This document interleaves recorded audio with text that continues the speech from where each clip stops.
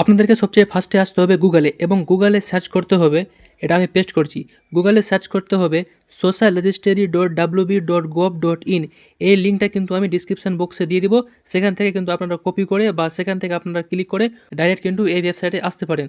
তো আমি এখানে এটা লেখার পর এখানে সার্চ করছি, সার্চ করে দেওয়ার পর আমাদের সামনে কিন্তু এরকম একটা ইন্টারফেস খুলবে। দেখুন এরকম একটা ইন্টারফেস খুলবে, এখানে লেখা থাকবে government of West Bengal family level data collection portal. তো এরকম কিন্তু আমাদের সামনে দুটো অপশান আসবে, একটা বাম দিকে থাকবে এবং একটা ডান দিকে থাকবে।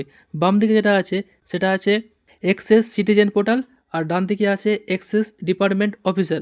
তো এক্সেস ডিপার্টমেন্ট অফিসারে যদি আপনারা ক্লিক করবেন, তারপরে কিন্তু আপনাদের সামনে একটা এরকম ইন্টারফেস খুলবে, যেখানে লেখা থাকবে পশ্চিমবঙ্গ সরকার family level data collection form.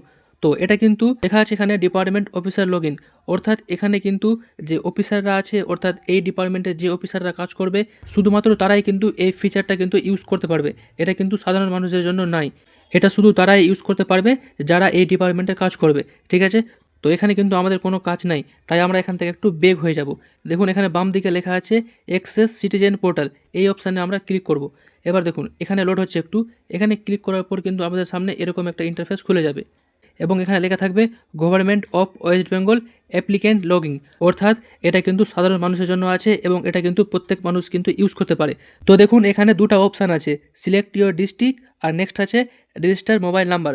তো দেখুন এখানে আপনাদেরকে প্রথমে সিলেক্ট ইউর ডিস্ট্রিক্ট, এখান থেকে আপনাদের ডিস্ট্রিক্ট চেক করতে হবে। তো আমার ডিস্ট্রিক্ট যেরকম আছে মালদা, তো আমি এখান থেকে মালদা চুজ করলাম।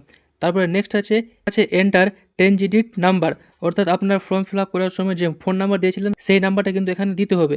এবং তারপরে এখানে একটা অঙ্ক আছে, এই অঙ্কটা করে আপনাদেরকে নিচে কিন্তু সলভ করতে হবে। তো আমি এখানে নিজের মোবাইল নম্বর দিয়ে দিলাম এবং এখানে যে অঙ্কটা আছে সেই অঙ্কটাও কিন্তু সলভ করে দিলাম। তারপর এখানে রিকোয়েস্ট ওটিপিতে ক্লিক করতে হবে, তো আমি এখানে ক্লিক করলাম। তারপরে ক্লিক করার পর কিন্তু আমাদের সামনে একটা ওটিপি আসবে, সেই ওটিপিটা কিন্তু এখানে বসাতে হবে। তারপর কিন্তু এখানে ওটিপি বসানোর পর আপনাদের এখানে ভেরিফাই অ্যান্ড কন্টিনিউতে ক্লিক করতে হবে এবং এখানে ক্লিক করার পর আপনাদের সামনে কিন্তু এরকম ইন্টারফেস খুলবে, অর্থাৎ আপনাদের সামনে ফর্ম একটা খুলে যাবে। এই ফর্মটা যদি আপনাদের খুলে যায় তাহলে আপনারা কিন্তু ভেবে নেবেন যে আপনারা যে অফলাইনে ফর্ম ফিল আপ জমা করেছেন সেই ফর্মটা কিন্তু অনলাইনে কিন্তু এন্ট্রি করা হয়নি এবং কোনো কাজ কিন্তু করা হয়নি, তাই কিন্তু এখানে কোনো কিছু দেখাচ্ছে না।